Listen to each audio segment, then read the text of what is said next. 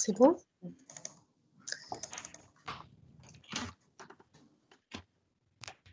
Il semble que les retardataires soient arrivés, donc bonjour à toutes et à tous. Changement d'image, bienvenue. Avant toute chose, petit préalable technique, pensez s'il vous plaît à couper vos micros et chaque intervenant, évidemment, le réactivera au moment utile. Bienvenue à tous à cette conférence de presse organisée par le French Smartport in Med. Nous sommes avec vous aujourd'hui en direct pour vous présenter les lauréats du Smartport Challenge 2, avec vous et à distance, puisque cette conférence de presse a lieu dans les conditions du moment, comme vous le savez, donc avec les contraintes techniques qui s'imposent à nous. Je suis Christine Mottet et je vais avoir le plaisir d'animer cette rencontre en visio avec toute l'équipe du French Smartport en coulisses. Nous avons fait notre possible pour que ce moment vous soit agréable et que tout fonctionne. Toutefois, comme vous le savez, en visio, on n'est jamais à l'abri d'un bug. Aussi, si vous rencontrez un souci ou un dysfonctionnement, signalez-le dans le fil de conversation.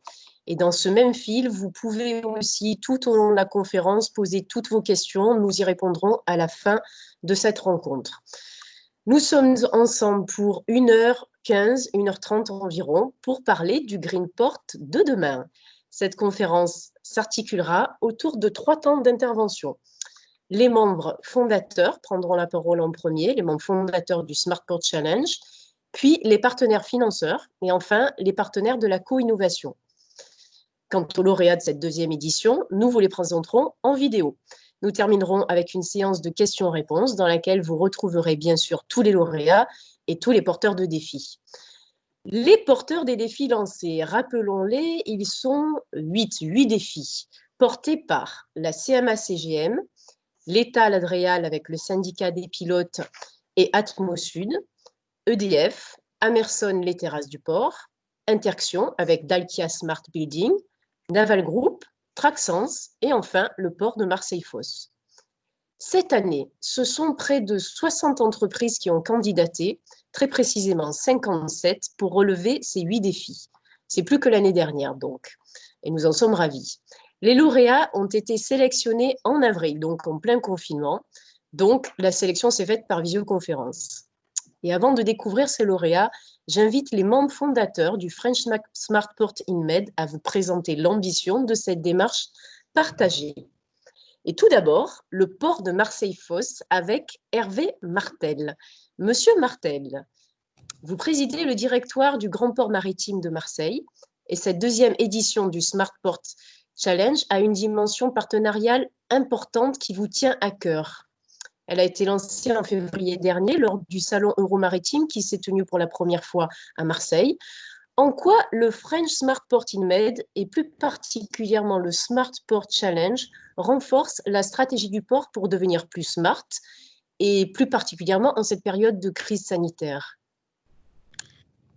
Écoutez, alors depuis le début de cette démarche, le port, comme vous l'avez rappelé, est l'un des partenaires fondateurs aux côtés de la Chambre de commerce et de Aix-Marseille Université.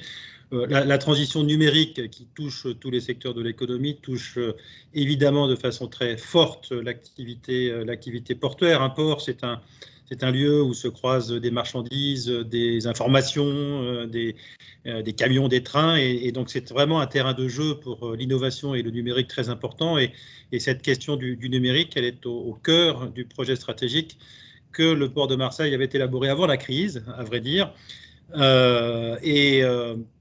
Je dirais ce qui nous arrive en ce moment renforce complètement le fait que c'est pour nous une priorité, ne serait-ce que d'ailleurs le fait de tenir cette réunion en visioconférence. On voit bien que le numérique aujourd'hui est au centre du fonctionnement de l'économie. Alors je ne vais peut-être pas rappeler l'ensemble des objectifs, mais pour nous la démarche Smartport, elle vise à la fois à avoir un port plus fluide, parce que toutes les circulations de marchandises et d'informations se fassent de façon plus fluide. C'est aussi un port qui est au cœur de la transition énergétique, donc un port plus vert avec du report modal, un port à énergie positive avec beaucoup d'innovation dans le domaine de l'énergie. Le numérique n'est jamais très loin de ces questions-là, et donc globalement un port plus créateur de richesses, créateur d'emplois sur des nouvelles technologies. Et je crois que on est vraiment le port et ce territoire sur quelque chose de tout à fait stratégique. Alors, première série, j'ai envie de dire, c'était pas l'an dernier, c'était en 2008, mais première série qui a été un réel succès.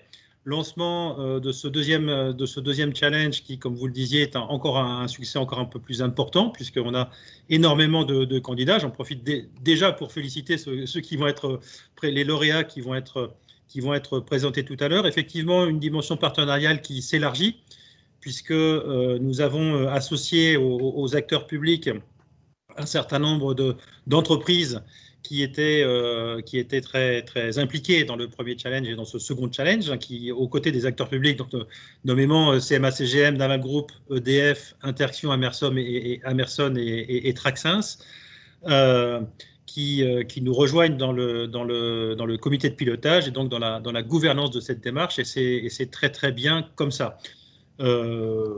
Voilà, donc il y a eu beaucoup d'actions concrètes. Je rappelle que le premier Smartport Challenge a donné lieu à la labellisation de 12 projets. Il y a eu 7 défis qui ont été relevés, 40 startups qui avaient répondu. Vous vous rappeliez à l'instant que les scores de cette deuxième version sont encore beaucoup plus importants. Donc on voit qu'on a une démarche qui monte en puissance pour le plus grand bénéfice à la fois du port et du territoire. Je pense que vraiment, avec cette démarche, le port de Marseille-Fos et son écosystème, son territoire se différencie en fait des autres ports en apportant une offre de services, en révélant un tissu économique extrêmement dynamique au service de nos clients. Et dans la période actuelle, je pense que se démarquer de la concurrence est quelque chose de très, très positif. Voilà, je ne vais peut-être pas vous en dire plus en introduction. Je pense qu'on est tous impatients de découvrir quels sont les lauréats et les projets qui seront portés dans le cadre de cette deuxième vague d'innovation sur le port de Marseille et sur son territoire. Merci à tous les candidats qui ont tenté de relever le défi et bravo en tout cas à ceux qui ont été sélectionnés et qui sont mis à l'honneur aujourd'hui. Merci à tous. Merci beaucoup. Merci, Monsieur Martel. Autre membre fondateur, Aix-Marseille Université, avec Charlie Barla avec nous. Monsieur Barla, vous êtes directeur de la CISAM, la Cité de l'innovation et des savoirs Aix-Marseille, et vous représentez l'Université Aix-Marseille. Donc, nous connaissons la place que l'innovation et la valorisation de la recherche représentent pour l'université. Pourquoi est-ce important pour l'université de participer à un projet comme le SmartPort, et notamment pour la relation entre le monde universitaire et les startups?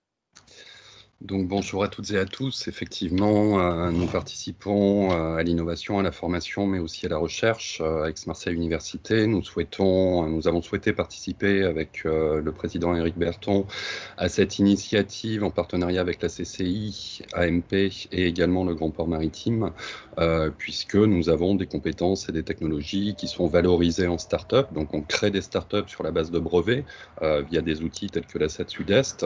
J'en profite aussi dans le cadre du plan de relance économique. Notre fondation Amidex va débloquer 500 000 € par an à destination de start-up qui ne travaillent pas encore avec le monde universitaire. Donc ça, c'est une première communication que l'on peut faire aujourd'hui.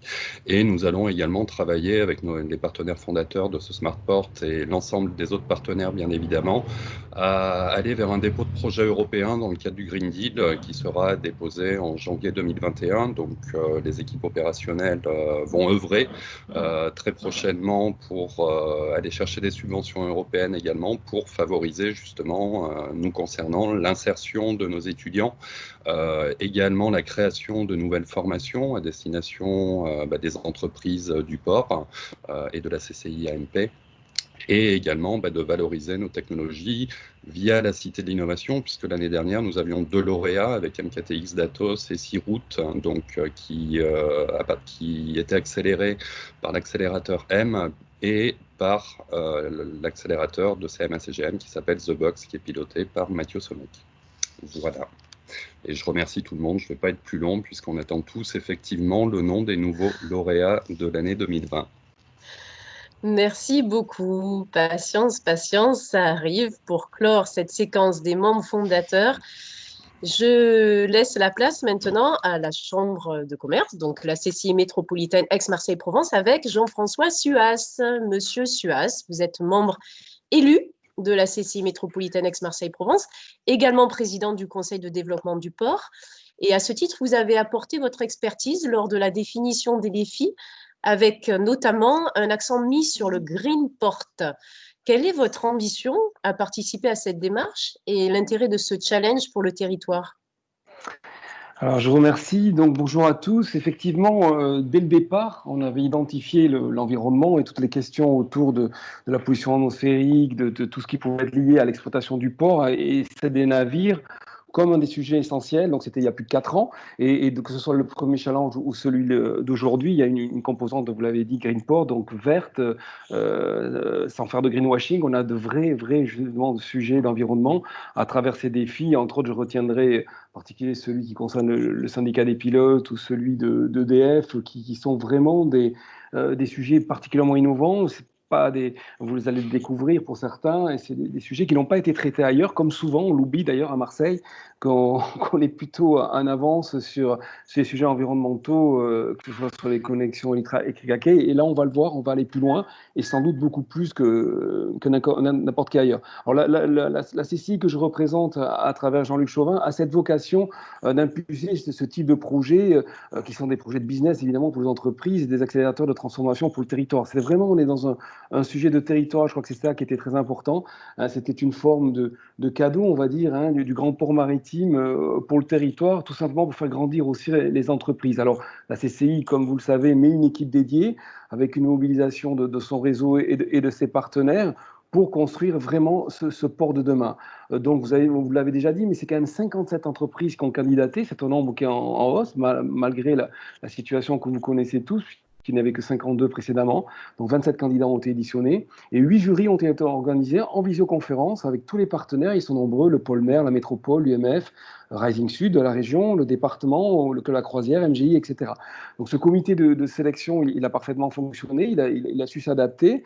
Et donc, grâce à The Camp, notre partenaire, donc ces startups, dès le 8 juin, ont pu travailler sur cette phase de co-innovation pour entamer vraiment le travail qui va durer durer 5 mois dorénavant pour tester, expérimenter toutes ces solutions innovantes. Donc, c'est tout l'écosystème vraiment du French Smart Sporting Med qui est mobilisé pour promouvoir ces solutions. Donc, nous, on en est très heureux à la CCI parce que notre conviction, c'est qu'il n'y a pas de grande métropole maritime sans évidemment un port particulièrement performant, fiable, qui innove, mais qui est surtout durable. Et donc, je crois que c'était le sujet, le fil, on va dire, de ce Smartport Challenge aussi, c'est qu'à chaque fois, vous le retrouverez. Alors, il y a des dimensions énergétiques et autres, mais liées à l'environnement, mais chaque challenge, finalement, rejoint un moment au moins la durabilité. Et on a vu que les surchauffes récentes peuvent nous être fatales, quelles qu'elles soient, sanitaires, enfin climatiques et autres. Donc, ce sont des vrais sujets et nous les prenons donc pleinement à Marseille. Et je vous remercie.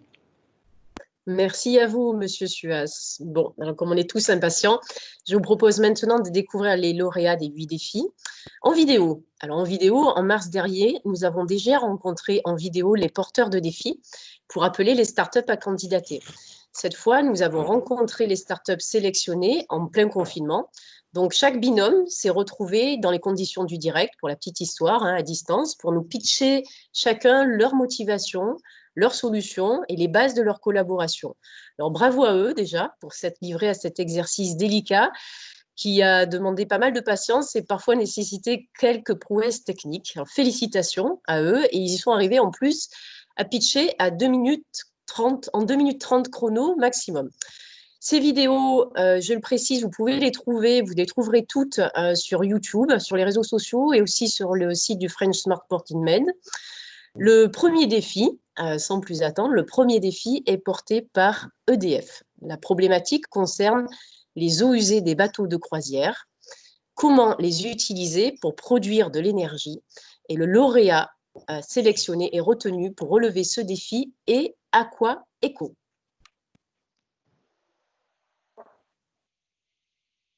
Avec la vidéo qui devrait se lancer d'une seconde à l'autre.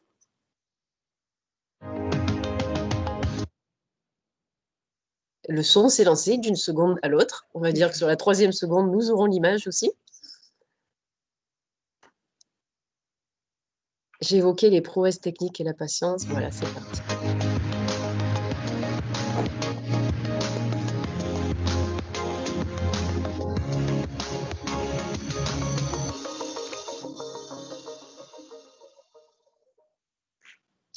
Chez EDF, la raison d'être vise à construire un avenir énergétique neutre en CO2 qui concilie préservation de la planète, bien-être et développement, grâce à l'électricité bien entendu, mais aussi en développant des solutions et des services innovants.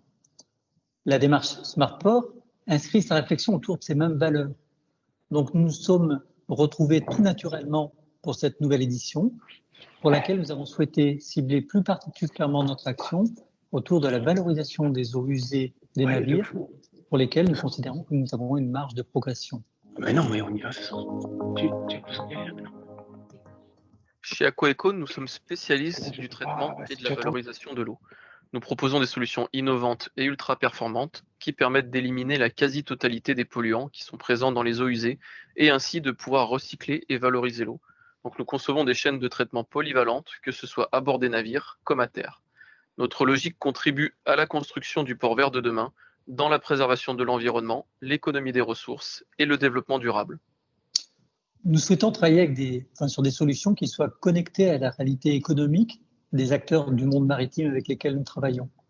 Il nous fallait donc une structure qui maîtrise parfaitement son sujet sur le plan technique, mais qui soit également en capacité d'aller explorer des objets périphériques en lien avec les équipes d'ingénierie d'EDF.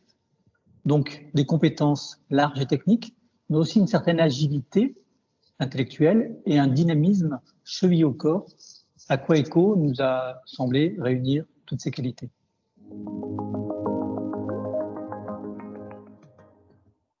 Notre solution va permettre à la fois de traiter la pollution générée par les eaux usées, mais aussi de pouvoir réutiliser l'eau et surtout de pouvoir récupérer les calories, c'est-à-dire l'énergie présente dans l'eau, afin de la réutiliser ou de la stocker, ce qui permettra d'alléger le bilan carbone global.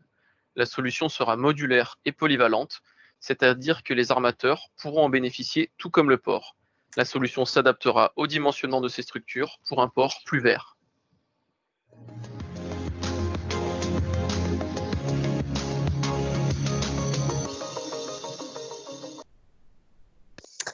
Et bravo à Aqua Eco. Le défi suivant, il concerne 19 000 opérations, 46 pilotes, un service 24 heures sur 24, 365 jours par an. Ce sont les chiffres du syndicat des pilotes qui portent ce second défi avec l'Adréal et Atmosud. Ensemble, ils souhaitent trouver un moyen d'intégrer les paramètres liés à la qualité de l'air en temps réel. Ceci pour favoriser l'écopilotage des navires en zone portuaire, mesurer l'impact de cet écopilotage et proposer des options de manœuvre. C'est le défi relevé par le lauréat Implex.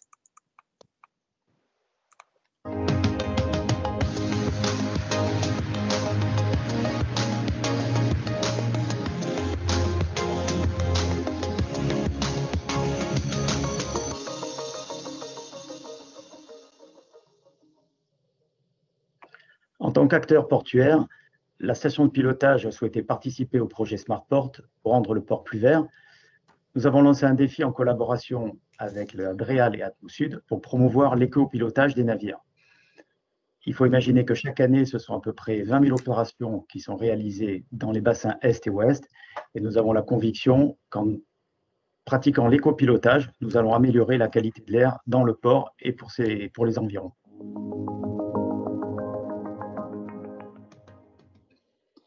Implex est un bureau d'études techniques en informatique qui dispose d'un savoir-faire particulier en modélisation.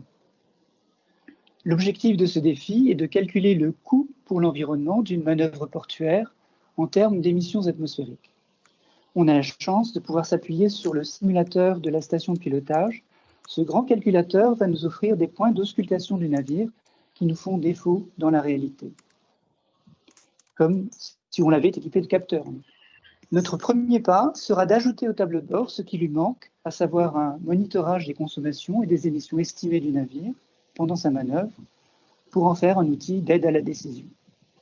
Alors, nous avons choisi Implex car elle a très bien compris notre défi. Elle nous propose une solution innovante qui est basée sur des modèles numériques de navires. Pour la première fois, nous allons utiliser notre simulateur de manœuvre pour collecter des données qui, une fois traitées par Implex, nous permettront de chiffrer les quantités de polluants émises par les navires, à savoir le CO2, les SOx et les NOx.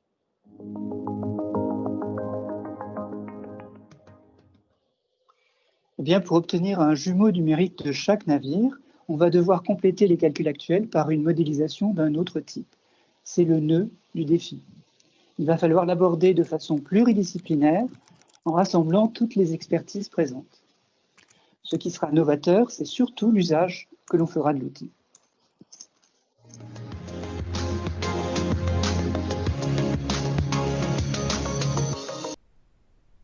Et bravo Implex. Troisième défi, l'innovation. L'innovation passe par le digital. Et qui dit digital dit data center. Interxion compte près de 270 data centers dans le monde, dont 2 implantés à Marseille. Le défi d'Interxion France avec Dalkia Smart Building porte sur la mise en évidence des aspects environnementaux pour démontrer l'innocuité de leur solution de refroidissement des data centers sur l'environnement. La start-up retenue pour apporter la solution est My Digital Buildings.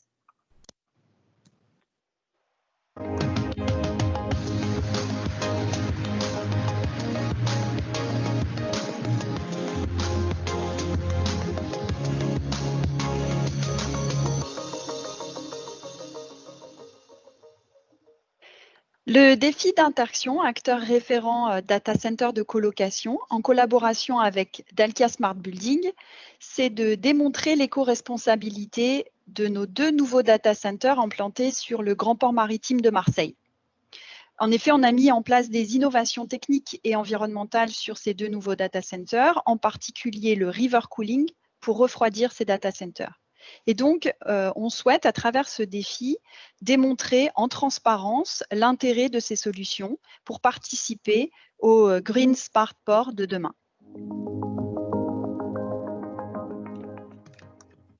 My Digital Buildings est une jeune société innovante spécialisée dans la création du jumeau numérique des bâtiments, qui consiste à créer la réplique digitale des bâtiments existants. Donc, concrètement, nous utilisons différentes technologies de scan 3D, couplé à de la photo 360 pour capter rapidement la donnée que nous rendons ensuite facilement accessible au travers de notre plateforme web pour naviguer et interagir avec son bâtiment digital. Et aujourd'hui, nous travaillons principalement pour les secteurs de l'industrie, l'immobilier et la construction. Alors, nous avons retenu My Digital Building d'abord parce qu'ils nous ont inspiré confiance, en particulier par leur maîtrise des solutions techniques innovantes qu'ils ont, et puis également par leur projet de développement d'entreprise. Nous sommes impatients de pouvoir commencer la collaboration avec eux.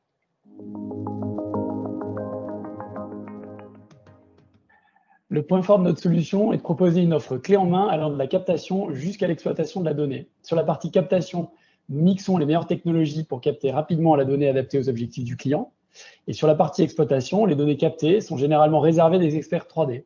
Donc, grâce à notre plateforme, nous les rendons facilement accessibles pour tous avec notre outil de visualisation qui permet de parcourir simplement cette donnée spatiale façon Google Street View. Et donc, dans le cadre du SmartPort, le change pour nous sera d'adapter notre outil de visualisation et les données présentées pour les rendre accessibles au grand public de manière pédagogique et ludique pour un port plus intelligent et plus vert.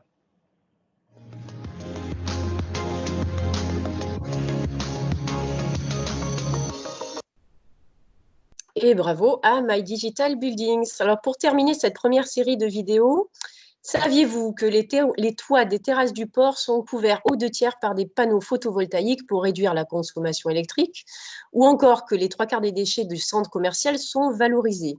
Le 4e défi est porté par Amerson, les terrasses du port, et consacré à une solution innovante, interactive et pédagogique à destination du grand public, précisément pour mettre en valeur toutes les initiatives vertes prises par les acteurs publics et privés présents sur le port de Marseille-Fos.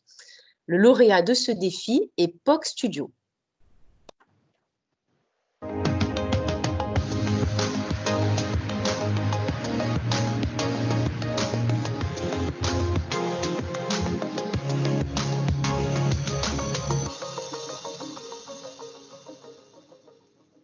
Notre défi participe à la construction du port de demain, dans ses enjeux environnementaux.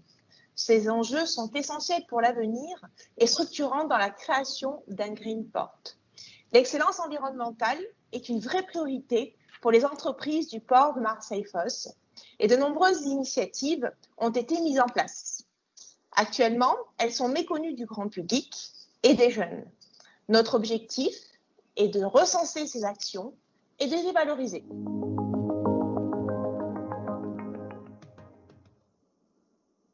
Je suis le fondateur de POC Studio, POC pour Proof of Concept, preuve de concept. J'accompagne des porteurs de projets dans la concrétisation de leurs idées grâce au prototypage. L'intérêt de prototyper, c'est d'expérimenter, récolter du feedback, se tromper rapidement. J'ai toujours eu un pied dans les grandes entreprises et un pied dans le mouvement maker et je fais le lien entre les deux. Aujourd'hui, je suis porté spécifiquement par la nécessité d'inventer des solutions pour le monde de demain, économe, participatif, inclusif. Nous avons choisi cette start-up car elle nous propose une méthode et un accompagnement qui nous a convaincus. POC Studio possède une expertise dans le prototypage collaboratif et la co-innovation. Elle s'engage dans ce défi avec des principes de travail inspirés du design thinking et, comme l'a dit Arthur, du mouvement maker qui nous rassure. Un beau projet environnemental d'expérimentation à venir. On a décidé de répondre avec une méthodologie, le prototypage collaboratif. Dans ce défi, il y a beaucoup de parties prenantes à intégrer à la réflexion. Il faut faire converger tout le monde et faire émerger la solution la plus adaptée et la plus pertinente. On est très heureux de produire un dispositif qui va mettre en valeur un port à énergie et à innovation positive.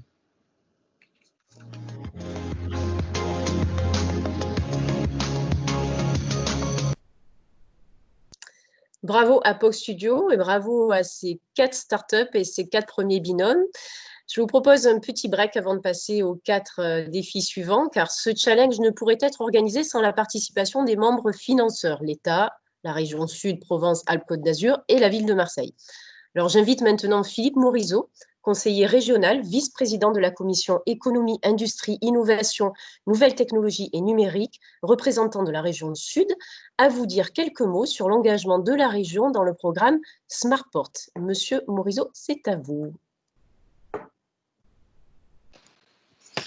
Oui, bonjour à tous. Bien, écoutez, moi je suis très heureux de représenter le président de la région à l'occasion de ce deuxième Smartport Challenge, dossier que je suis de Smartport depuis 2017, depuis le début.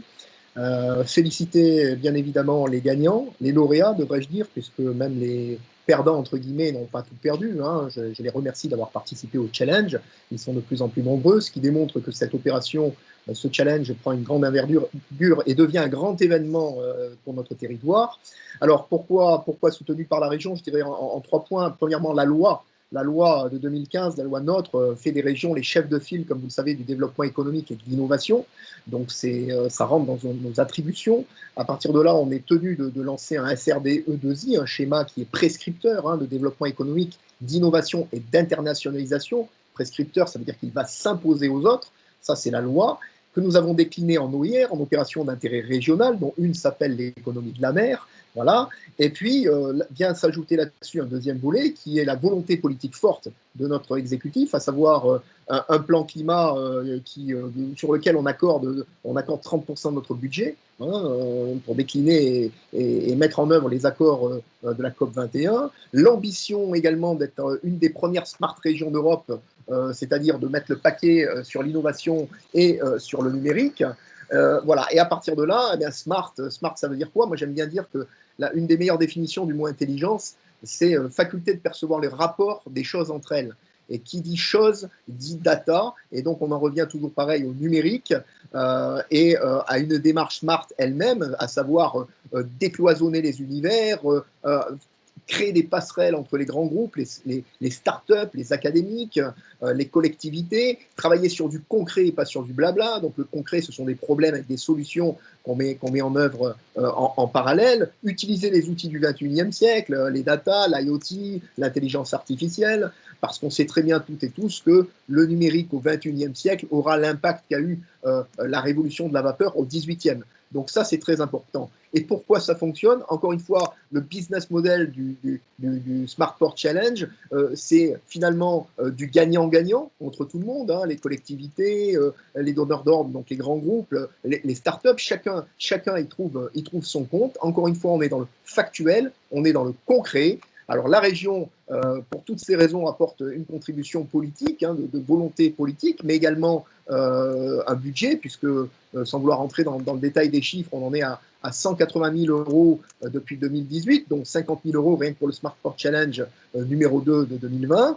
Et au-delà de ce soutien financier, eh bien, écoutez, on a apporté dès le départ une quote-part de la plateforme DataSud, des capacités de stockage pour mettre comment dire, partager les données avec la plateforme DataSud de la région pour le challenge Smartport Challenge. Et puis le relais a été pris par Smartport Data avec la métropole. Voilà, donc parallèlement à ça, des grandes opérations, comme en septembre 2019, le lancement du plan Escale Zéro Fumée, avec, je le rappelle, 3 ports, Marseille, Toulon, Nice, l'électrification des quais, des équipements des paquebots de croisière. Tout ça, c'est encore 30 millions d'euros de fonds régionaux et fédères pour trouver des solutions concrètes aux problématiques de notre environnement à horizon 2025. Voilà, donc pour conclure, l'an dernier, je disais à l'issue de la première édition que j'en souhaitais une seconde. Et bien écoutez, à l'issue de cette seconde, j'en souhaite une troisième,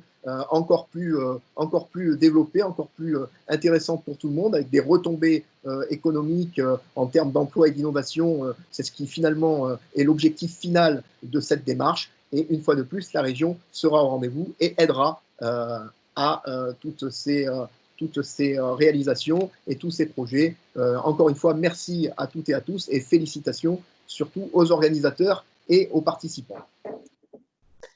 Merci beaucoup, Monsieur Morisot. Merci beaucoup. Alors, vous évoquiez la data, l'intelligence artificielle, le numérique. Pour retrouver tous ces enjeux, embarquons avec Naval Group. Naval Group qui conçoit, réalise et maintient en service des sous-marins et navires de surface. Sa problématique dans ce défi, comment améliorer les opérations de contrôle des navires en exploitation ou en escale et des infrastructures portuaires, et ceci grâce aux objets connectés et à la digitalisation des opérations de contrôle. Le lauréat du défi de Naval Group est Inuit.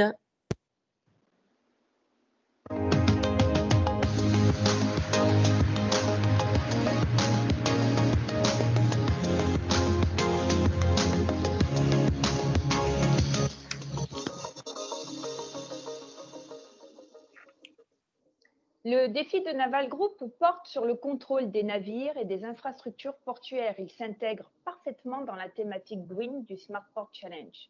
On va améliorer la performance économique et environnementale des opérations de maintenance d'équipements spécifiques, tout en répondant aux exigences du civil, du militaire et du haut niveau de standard mondial de la digitalisation.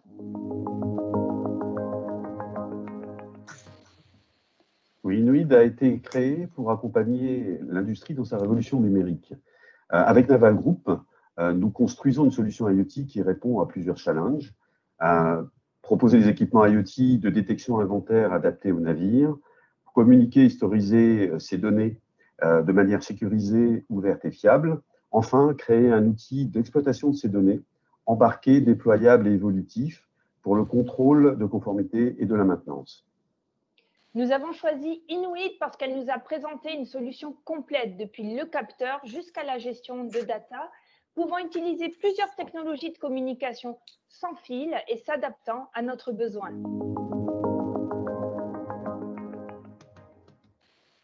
Nos points forts techniques relèvent de nos compétences IoT et moyens de communication radio pour les navires, notre méthode de co-innovation, intégrant bien sûr les standards 4.0, mais surtout associée à notre priorité pour l'humain, détenteur du métier et seul décideur acteur d'efficacité.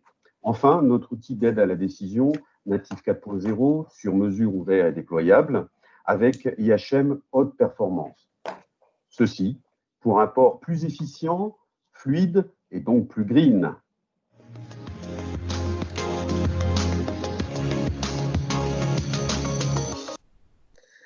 Bravo et merci à Inuit. Alors passons maintenant à l'innovation et à la transformation numérique dans la chaîne logistique. Des centaines d'affréteurs mondiaux font confiance à Traxens. Traxens, confiance, ça rime. Et Traxens souhaite aussi continuer avec la performance en trouvant une solution pour limiter les immobilisations de conteneurs en automatisant certaines opérations de contrôle grâce à un système complémentaire de sécurisation des conteneurs. C'est complexe, c'est technique et c'est le 6e défi relevé par Anatsol.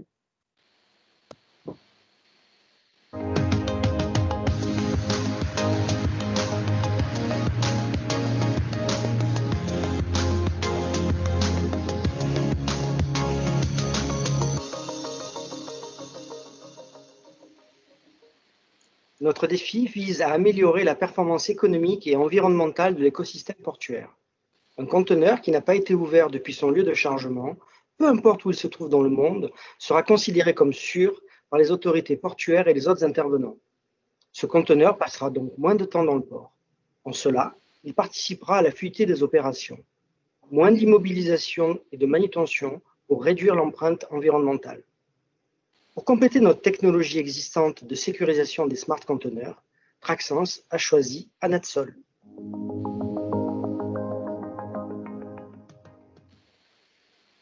Nous sommes Anatsol, basé à Marseille. Notre objectif est d'aider les entreprises en fournissant des solutions Internet d'objets correctement packagées. Nos clients n'achètent pas des produits IoT, mais des solutions qui répondent à leurs besoins uniques. Notre philosophie est donc de créer des recettes personnalisées à partir de produits existants sur le marché, combinés avec nos propres produits innovants. Pour Traxens, nous proposons un scalet connecté, intelligent et hautement sécurisé qui enregistre et communique en temps réel toute preuve de virtual inattendue de conteneurs à la Traxens Box. Anatsol a su parfaitement intégrer les besoins et cas d'usage spécifiques de la logistique, en plus de son expertise en technologie IoT. Nous comptons ainsi innover avec eux en utilisant les standards de communication les plus exigeants et pourquoi pas intégrer les autorités et les assureurs dans le processus de qualification de la solution et ouvrir ainsi des nouveaux marchés de sécurisation. Notre solution est basée sur la technologie standard qui permet d'interopérer, gérer et informer en quasi temps réel tous les acteurs de logistique sur l'information critique liée à la sécurité de fret. Ça permet aux autorités d'agir pour réduire le retard et le coût subi par l'acteur de l'écosystème logistique, aussi surtout pour améliorer la fluidité de port.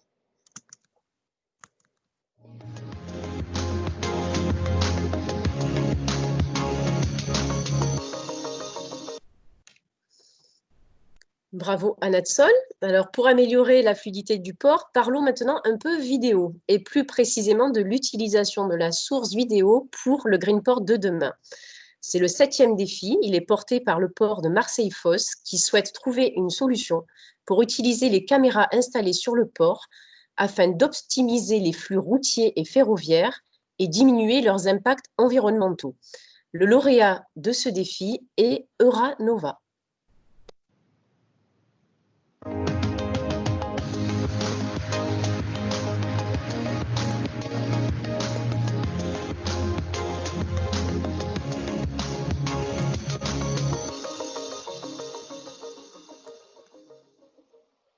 Notre défi consiste à optimiser les flux portuaires grâce aux images vidéo et à l'intelligence artificielle.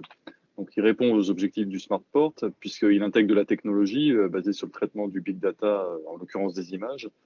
Il vise à réduire les déplacements inutiles et la consommation d'énergie et à résoudre les congestions. Donc, c'est un défi qui répond aux objectifs d'un port plus fluide, plus vert, à énergie positive et innovant. Euranova, c'est le partenaire des entreprises qui souhaitent innover, notamment dans le domaine de la data. Nous sommes des experts en intelligence artificielle et nous travaillons main dans la main avec nos partenaires pour leur permettre de tirer un maximum de valeur de leurs données. Nous sommes implantés à Marseille depuis 3 ans et notre équipe est composée de 10 experts en data science et plus précisément en machine learning. Pour ce défi, nous avons proposé une solution d'identification des points de congestion récurrents et de prédiction de l'état futur du trafic. Nous avons choisi Euranova en raison de leur compréhension de notre défi et d'autre part de leur capacité à s'inscrire dans un processus de co-innovation avec nous et avec les acteurs du partenariat. Et ensuite, en raison des publications et des communications scientifiques dont ils sont les auteurs, et du fait de leur équipe qui est composée de docteurs dont certains émanent des laboratoires d'Aix-Marseille Université et donc qui font le lien avec la Brainport Community qui est le volet académique de notre démarche. Donc c'est la pertinence et le caractère innovant de la solution proposée qui nous a séduits. Grâce à notre solution, nous allons augmenter la valeur des caméras qui sont les yeux du port. En effet, l'ensemble des images générées constitue autant d'informations extrêmement riches qui vont venir alimenter nos algorithmes de machine learning et de computer vision. Donc, plus précisément, nous avons proposé une analyse en 2 temps. Tout d'abord, une analyse locale sur chacune des caméras afin de qualifier et de quantifier l'état du trafic, et ensuite une analyse globale pour analyser et modéliser le flux du port. Ceci va nous permettre de donner des prédictions sur l'état futur du trafic et surtout de donner des leviers d'action efficaces pour réduire la congestion. Donc, notre solution, c'est vraiment un outil d'aide à la décision basé sur de l'intelligence artificielle qui va permettre de construire un port plus fluide.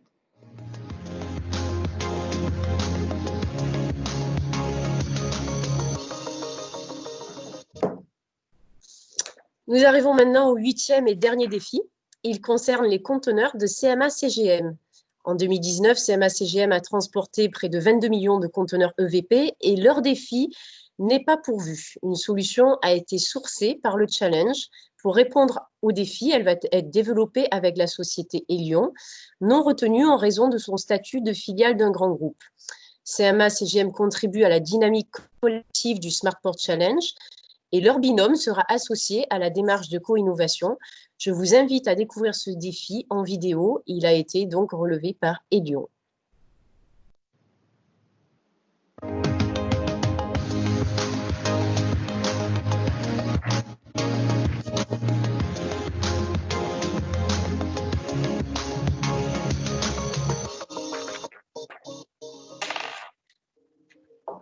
Le défi énergie renouvelable mobile pour conteneurs frigorifiés proposé par CMA-CGM s'inscrit dans la dynamique collective du programme French Smart Porting Med pour construire le port vert de demain. Notre objectif est d'améliorer la performance économique, environnementale et logistique de l'écosystème portuaire en utilisant des générateurs mobiles fonctionnant avec une énergie renouvelable. Ce défi s'intègre dans l'ambition du GPMM de devenir un hub énergétique autour des solutions industrielles et logistiques à base d'hydrogène. Nous avons choisi Elion, une start-up innovante basée à Aix-en-Provence. Elion conçoit et fabrique des piles à combustible et des systèmes hydrogène. La solution proposée est d'alimenter nos conteneurs frigorifiés avec des générateurs à hydrogène qui fournissent un service continu d'électricité, ceci pendant plusieurs heures et même plusieurs jours, sans interruption. Elion a déjà lancé un prototype de barge à propulsion hydrogène et mis en place une plateforme européenne d'entraînement aux risques liés au stockage de cette énergie. Avec ce défi, nous démarrons un partenariat industriel solide et prometteur.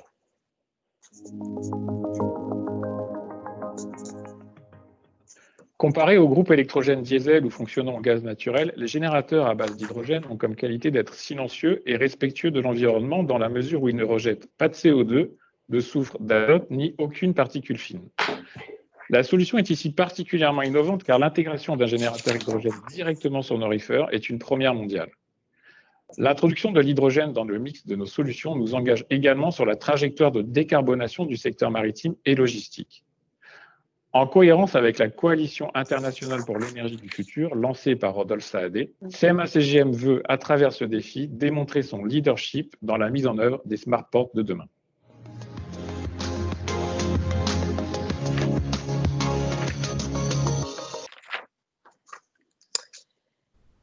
Voilà, c'est donc terminé pour ces présentations en vidéo. Nous avions prévu, pour clore cette séquence, l'intervention de notre partenaire The Camp qui n'est pas encore là. Donc, ce que je vous propose, c'est de passer tout de suite à vos questions envers les lauréats, envers les porteurs de défis. Voilà, et Monsieur Mathieu, donc président de The Camp, interviendra quand il nous rejoindra. On interrompra notre séquence de questions-réponses, le temps de son intervention. À vous de jouer. Il n'y a aucune question pour l'instant dans le film, mais je pense qu'on était tellement concentrés, surtout avec des vidéos. Voilà. Moi, je voulais savoir, c'est les bureaux du Colombier. Je voulais savoir s'il y avait des challenges qui avaient inspiré davantage les startups que d'autres. Excellente question. Qui veut répondre à cette question? Très pertinente, ça ne se bouscule pas. Hein. C'est vrai, alors plus, si je comprends bien, peut-être, Nathalie, la répartition aussi par rapport aux réponses des startups, c'est-à-dire qu'on a 57 startups, est-ce que ça a été très homogène dans les réponses ou est-ce qu'il y a eu plutôt un focus sur certaines thématiques, certains défis plutôt que d'autres? Exact. Oui. Bonjour à tous, je me permets à ce moment-là de... Excusez-moi, Nicolas Frachon. Bonjour Nicolas Frachon. Voilà, vous m'entendez? Je ne sais pas si vous me voyez. On vous voit. C'est bon, parfait. Donc, tous les défis ont au moins reçu 3 candidats. Cette année, le défi de Naval a concentré beaucoup de propositions parce que c'est une technologie, l'IoT, qui concentre beaucoup de startups dans ce domaine. Mais on a eu vraiment des propositions qui sont venues sur tous les groupes et qui ont concerné aussi bien la France que l'international. Donc une bonne répartition qui nous a permis de trouver un candidat pour chacun des défis. Merci Nicolas. La réponse est assez complète pour vous, Nathalie? Oui, tout à fait. Et à propos de ce défi, justement, est-ce qu'Émilie Casato est là? Émilie de Naval Group, est-ce qu'elle est là? Elle est là. Bonjour Émilie. Bonjour. Je voulais savoir si le fait d'utiliser de l'IoT lié à une activité militaire, il n'y avait pas un risque en termes de cyberattaque? Alors, dès qu'on utilise de l'IoT, oui, il y a des risques de cyberattaque, mais on intègre dans nos cahiers des charges, évidemment, tout ce qui est sécurisation. Et on peut utiliser la cartographie qu'on a développée l'an dernier, d'ailleurs, pour voir où sont les risques, puisque je pense que ça faisait sens avec notre précédent projet. Ok. Et justement, est-ce qu'on peut avoir un feedback de l'année dernière? Est-ce que vous avez pu commercialiser votre solution de sécurisation des ports? Alors la propriété, elle est bien à la société Égérie qui commercialise, sa solution. Et nous utilisons aussi sa solution. Nous sommes un de ses clients maintenant.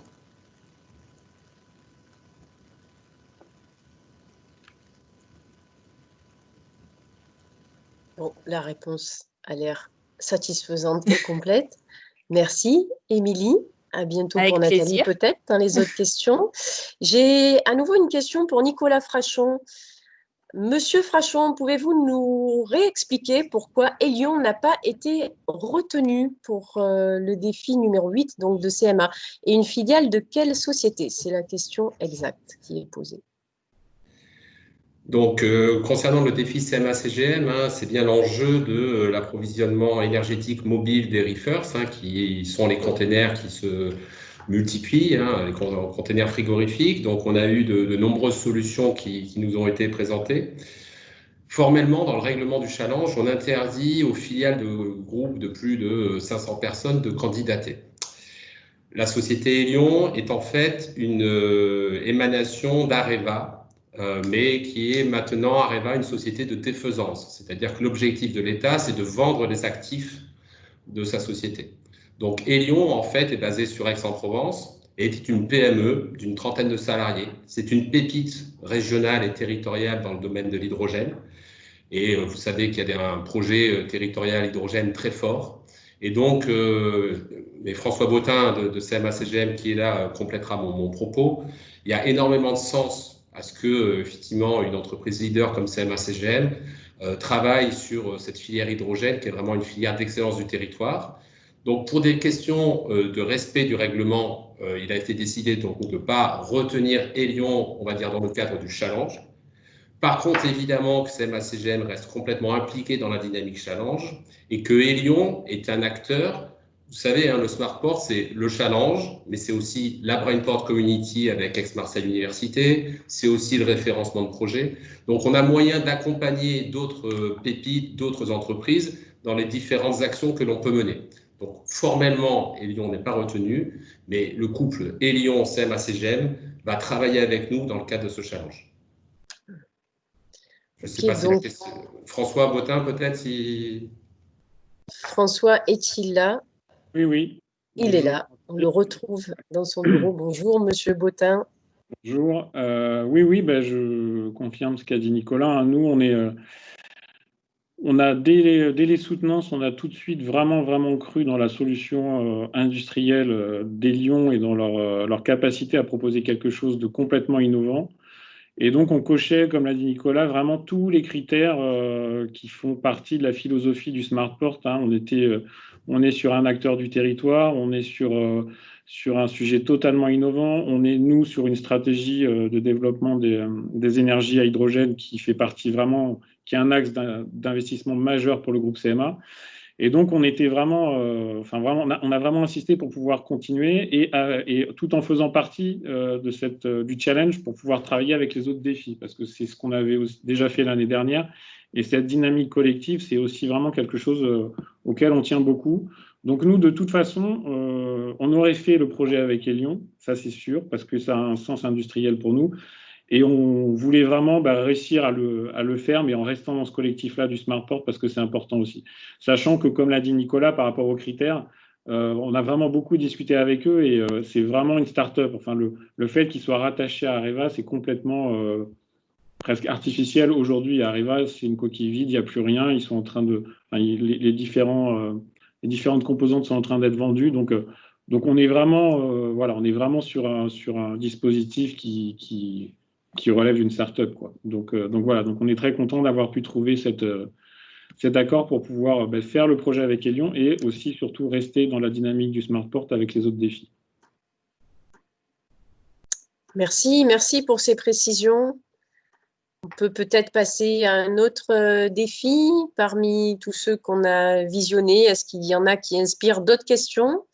Je les rappelle, les terrasses, le port, EDF, Traxens. Moi, j'ai encore une question concernant Elion, désolée. à François Bottin. Est-ce qu'on peut imaginer, puisqu'elle est hors concours, imaginer qu'elle devienne une filiale de CMA? Non, pas du tout. Enfin, là, c'est pas du tout dans notre... Non, enfin, on verra après comment ça se passe suite au prototype. Mais non, aujourd'hui, on est vraiment dans un partenariat avec une start-up.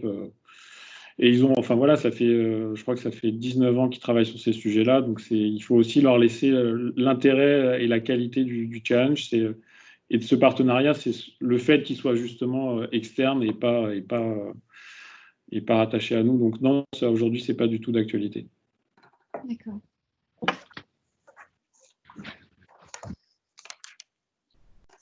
C'est bon, Nathalie? Nous avons répondu à toutes vos questions pour l'instant?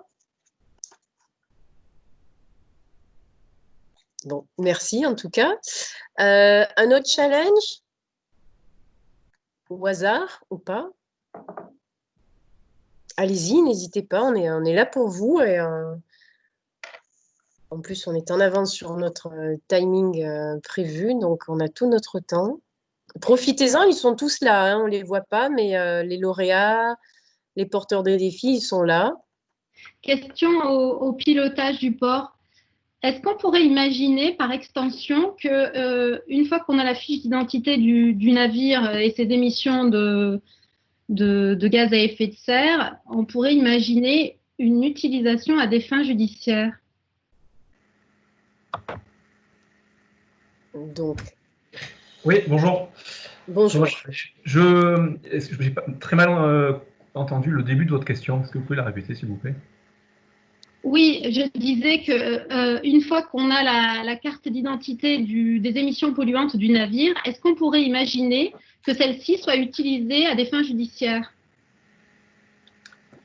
Alors, ça serait une question peut-être à poser aux armateurs plus qu'à nous, au syndicat des pilotes, puisque nous, on est là pour assister le commandant dans la manœuvre d'approche et d'accostage du navire. Je ne pense pas que pour avoir la cartographie d'émissions de pollution, il faudrait qu'il y ait des capteurs à bord du navire. Je ne sais pas si au niveau juridique, le port ou l'État pourrait venir mettre des capteurs en direct sur le navire pendant toute la durée de la manœuvre. Nathalie, je vais te répondre aussi en tant que pilote. Et aujourd'hui, la seule réglementation, Jean-François Suaz, donc, elle est sur les carburants et sur les moteurs. À partir du moment où tu injectes du carburant qui est réglementaire, par exemple 0,5 depuis le 1er janvier en termes de normes SOX, tu vois, et que ton moteur a un certificat qui s'appelle IOPP, qui est donc International Operation Pollution, je ne sais plus quoi, il est passé au banc et on sait combien, avec cette quantité de gasoil, à cette puissance, il va émettre de polluants. Nous, ce qu'on recherche aujourd'hui, donc de toute façon, soit l'opérateur, donc armateur, et nous le sommes sur nos pilotines par exemple, a les certificats qui sont vérifiés pour ces moteurs sur lors d'une visite de l'état du port ou peu importe, ou au moment du neuvage. Et évidemment, on vient contrôler à la fois ces moteurs et surtout le carburant. Et je crois qu'il y a 300 ou 400 contrôles par an dans le port de Marseille uniquement sur les carburants, qui soient bien conformes sur les normes, quelles qu'elles soient d'ailleurs. On parle toujours du 0,5, mais il y en a d'autres. Et enfin, donc nous, ce que l'on recherche aujourd'hui, c'est bien la meilleure méthode, mais de toute façon, elle ne rentre dans aucun cadre. Tu veux, nous, s'il y a du vent, par exemple, beaucoup de vent ou autre, on garde notre liberté de manœuvre complète. Ça aussi, c'est la loi, si tu veux. Nous, ce qu'on va faire, c'est de voir à travers ces manœuvres-là, qu'est-ce qu'on peut sensibiliser les pilotes et évidemment les capitaines pour essayer de trouver dans le cadre réglementaire que l'on connaît aujourd'hui, de vitesse, de vent, etc., la meilleure solution, une des meilleures solutions. Voilà, c'est ça. Mais ce que tu poses comme question, elle est vraiment traitée à la fois sur le carburant et sur la validité au moment lorsque le moteur est mis en place dans le bateau. Ça marche. Merci. Merci, Monsieur Suaz, et merci Thomas Charrier pour vos réponses. Alors, Monsieur Mathieu, président de The Camp, nous a rejoint, car cette conférence de presse, rappelons-le, marque le début de la co-innovation entre les startups et les porteurs de défis. Donc, les binômes ont maintenant 5 mois devant eux pour concevoir, tester et expérimenter leurs solutions innovantes.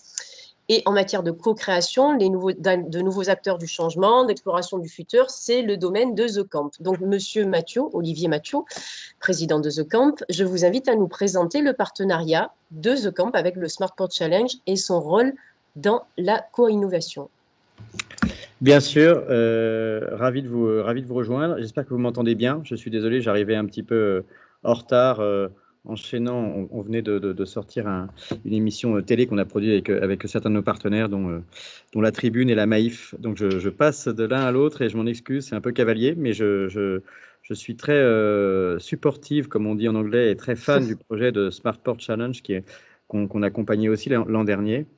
Il y a plusieurs choses, vous savez, dans l'ADN de The Camp qui sont importantes et qu'on retrouve dans le cahier des charges, en quelque sorte, du Smartport Challenge. Il y a déjà l'aspect de l'impact en tant que tel, avant de parler même des méthodologies, qui sont peut-être la valeur ajoutée la plus importante de The Camp à ce projet spécifique, mais il y a également ces questions de ce qu'on appelle le port vert, hein, donc l'engagement aussi écologique, parce que pour un port qui est urbain, ce n'est pas le cas de toutes les grandes villes et de tous les grands ports dans le monde, mais quand on a un port qui est réellement au cœur de la ville, évidemment, son impact écologique est fondamental, et la crise du confinement et la crise du Covid ont démontré cette importance du retour à l'air pur, du retour à l'eau claire en période où l'économie s'arrête. Alors c'est une période dramatique parce qu'il y a une crise sanitaire, il y a une crise économique, mais on en a vu qu'une des conséquences, bien entendu, notamment à Marseille, c'était le retour des rorquals dans les calanques. Et donc, l'impact du trafic maritime et du port lui-même sur la vie des concitoyens à Marseille, en termes de pollution, de qualité de vie, est fondamental. Et donc, c'est aussi une des raisons qui motive et qui crée beaucoup de fierté auprès des collaborateurs et des équipes de The Camp. Et si on en vient plus spécifiquement ensuite à la méthodologie, ce qui est très important à l'intérieur de la boîte à outils The Camp, et qui nous intéresse fondamentalement avec le Smartport, c'est vraiment ces méthodologies qu'on appelle parfois de manière un peu, je dirais en franglais, le design thinking. Donc c'est comment est-ce qu'on peut faire travailler ensemble des compétences différentes. On peut aussi parler de co-innovation, c'est-à-dire on a à la fois des grands groupes et des startups, on a à la fois du public et du privé. Donc, ce sont souvent, et vous en représentez certains évidemment ici aujourd'hui dans cette visioconférence, des compétences différentes avec leur expertise qui est souvent très bonne et excellente, mais qui a ses propres éléments de langage, ses propres méthodologies, ses propres contraintes économiques, ses propres organisations. Et donc, ce qu'on essaie de faire, et parfois avec succès à The Camp, c'est de faire travailler ensemble des gens assez différents les uns des autres, qui ont tous finalement le même objectif, mais qui parfois, sur le chemin, parce que c'est vraiment des questions de méthode et de chemin, sur le cheminement, ne parlent pas forcément ou n'utilisent pas forcément les mêmes outils, donc parfois on peut arriver à des tensions, à des impasses, parce qu'on a du mal à travailler ensemble. Et donc nous, on n'a pas l'expertise technique qui est représentée par les grands groupes ou par les startups ou par les collectivités locales qui maîtrisent beaucoup mieux, en quelque sorte, le décor et l'arène dans laquelle doit évoluer le Smartport. En revanche, on maîtrise bien les outils ou les techniques qui peuvent fonctionner dans d'autres secteurs, qui peuvent être par exemple les drones, l'aérospatial, parfois l'alimentaire, parfois l'éducation. Donc c'est une expertise un peu plus transversale qui concerne d'une part la façon de travailler, d'autre part la recherche d'impact positif qui anime les méthodes de The Camp. Et donc c'est vraiment des méthodes dites d'accompagnement. On n'est jamais évidemment décisionnaire, on est juste vraiment dans la capacité de mettre autour de la table les gens dans la position de prendre la bonne décision au bon moment. Bravo, c'est effectivement bien éclairant sur votre manière de travailler, de co-innover et d'accompagner justement ces binômes et ces défis. D'autres précisions peut-être tant qu'on vous a avec nous, peut-être qu'il y a d'autres questions pour vous. J'en profite sur la précision de la co-innovation avec The Camp, non. Vous restez avec nous, vous êtes arrivé tard, mais vous allez rester. Oui, avec plaisir. Non, vous savez ce qui est important. Aujourd'hui, j'en profite pour faire une mini parenthèse sur The Camp, parce que par définition, avec cette difficulté du confinement et de la crise, le campus est fermé. Donc vous pouvez voir, moi je suis aujourd'hui sur le campus, mais vous voyez que l'amphi est vide. Vous voyez, donc on est aujourd'hui sur un site qui est magnifique, qui est un peu retourné à la nature en partie. Alors, on a quelques jardiniers qui sont venus faire de l'élagage et du débroussaillage. On est dans un endroit magnifique, mais on n'a pas décidé pour l'instant de rouvrir The Camp, qui ne rouvrira que fin août, pour laisser le temps de reprogrammer des nouveaux contenus, de pouvoir travailler sur des projets comme le challenge du Smartport. Et puis aussi parce que tout simplement, on a une structure de coût fixe qui fait qu'on n'ouvre pas trop tôt avant vraiment d'avoir de nouveau réellement des clients. Donc forcément, on est dans une période un peu difficile de frustration avec des gens en télétravail, alors qu'on est un lieu physique. Donc être sur un lieu très physique et très incarné et devoir rester chez soi, c'est un peu frustrant pour l'ensemble de nos collaborateurs. Mais je souligne au passage leurs engagements très très forts dans des projets, notamment des projets dont nous sommes très fiers, comme le challenge du Smart Port, le Smart Port Challenge. Et voilà, donc on est aujourd'hui encore un petit peu dans cette queue de comète qu'est la crise post-déconfinement. Ok, justement, pour parler du futur et du futur proche, il y a une question là dans le fil. Quand seront présentés les projets finaux issus des collaborations? Fin d'année ou avant? Je pense que c'est une question pour Nicolas Frachon, peut-être. Oui. Alors peut-être aussi dans la continuité de ce que vient de présenter Olivier Mathieu, donc le processus de co-innovation, on l'a commencé dans le contexte que l'on connaît, donc on l'a commencé à distance, donc avec les équipes de The Camp et avec l'ensemble des partenaires. Donc tous les grands groupes, toutes les startups, on s'est réunis sur une première séquence d'une demi-journée pour lancer la co-innovation. C'est une séquence qui a vraiment bien marché avec des outils très interactifs à distance qui ont été vraiment très bien managés par The Camp. On va avoir 3 sprints d'accélération. Le premier sprint va se tenir le 6 juillet, le deuxième début septembre et le troisième début octobre. Donc ces sprints d'accélération, ils vont permettre à chacun des binômes et aux binômes en collectif de se challenger et d'avancer dans la construction de leurs solutions. Et ces solutions, elles vont être dévoilées lors du Smart Port Day. Donc, on en avait organisé un l'année dernière au J1, donc c'était la date du 4 juillet, dans lequel la convention de partenariat, incluant l'ensemble des partenaires publics, privés, autour des membres fondateurs, avait été signée. Et donc, la date du Smart Port Day, on est en train de la finaliser. Elle sera début novembre, a priori le 5 ou le 12 novembre. Donc, vous allez pouvoir voir les solutions qui seront développées par les startups à partir des défis lancés par les grands groupes lors de ce Smart Port Day. Le Smart Port Day, petite info aussi, vous le savez, c'est un événement qui dépasse le challenge. Ce n'est pas l'événement que du challenge, c'est un événement aussi où on présente l'ensemble des innovations que l'on porte, en particulier avec l'Union maritime et fluviale, qui est un partenaire très important de la démarche, puisque les solutions doivent être développées au service des acteurs de la place portuaire. Et donc, par exemple, avec le pôle mer et l'UMF, on est en train de développer un répertoire des solutions smart qui bénéficient aux acteurs portuaires. Et donc, cette solution, elle sera aussi démontrée et mise en évidence lors du Smart Port Day début novembre. Et début novembre, vous aurez aussi, on va lancer un hackathon donc sur la brique Smart Port Data. Donc ça, c'est un partenariat avec la métropole. Donc, on a un certain nombre de partenaires de la métropole qui sont autour de la table aujourd'hui. Et donc, on va lancer un hackathon autour de 2 cas d'usage, un sur la mobilité, un sur l'énergie. Donc, on va mobiliser les étudiants, les centres de recherche pour travailler sur ces 2 cas d'usage et nous proposer ce qu'on appelle des outils de visualisation de ces défis. Donc voilà, le Smart Port Day, ça sera le moment fort pour montrer les solutions qui auront été développées dans le cadre du challenge et aussi développer les autres projets comme le hackathon que l'on porte avec la métropole Aix-Marseille-Provence. Ok, merci Nicolas.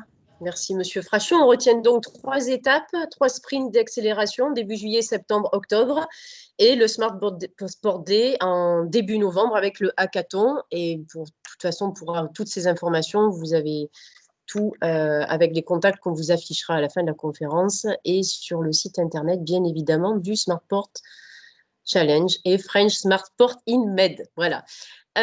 D'autres questions spontanées? Dans le fil, il n'y en a pas. Peut-être qu'on va avoir quelqu'un qui se manifeste. On a des lauréats qui sont là, qui n'ont pas parlé. On a des porteurs de défis qui sont là, qui écoutent aussi, qui n'ont pas parlé. Allez-y, profitez-en.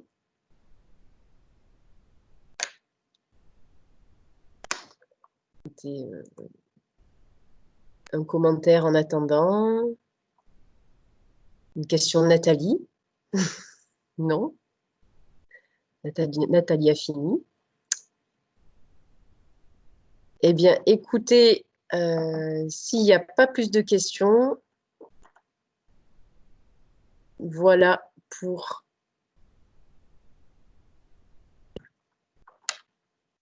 On va conclure, hein.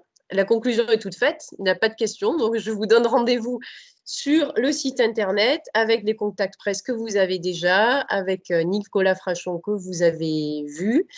Les dates, vous les avez notées. Donc, la prochaine grande date sera pour début novembre. Et on vous dit à bientôt sur les réseaux sociaux et dans la vraie vie, on espère, en physique et plus en digital ou en figital, puisqu'il paraît que c'est l'avenir de l'événement. À bientôt, merci à tous pour votre participation et l'équipe du French Smartport est à votre disposition. Merci et au revoir. Au revoir, merci. Au revoir, merci. Au revoir. Merci.